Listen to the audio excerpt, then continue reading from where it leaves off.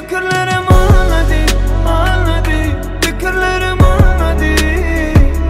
Sana anlamadı. Seni sana bulmadı. Fikirlerim anladı, anladı. Fikirlerim anladı. Yalnız kalan yürekten arzularım ağladı. Vakti de taraf olsaydı neyle yanlışım olmadı. Ben seni hiç sevmedim, yüreğim islap koymadı.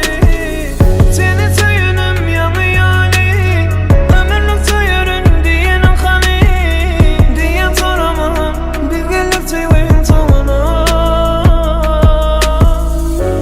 Beni yakındım deyde yanıyor, diyen ne ben seni tanımam. Sen yüreğim yok, yüreğim yok. Beni fikirlerim anladı, anladı. Fikirlerim anladı. Sana kalmadı.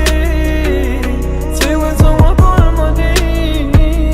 Fikirlerim anladı, anladı. Fikirlerim anladı.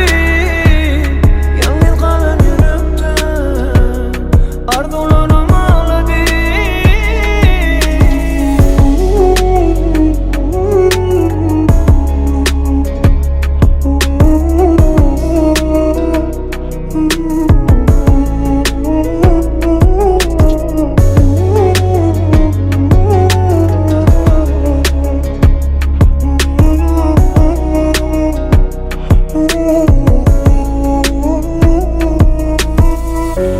Beni yakındım deyde yanıyor, diyen ne ben seni tanımam. Sen yüreğim yok, yüreğim yok.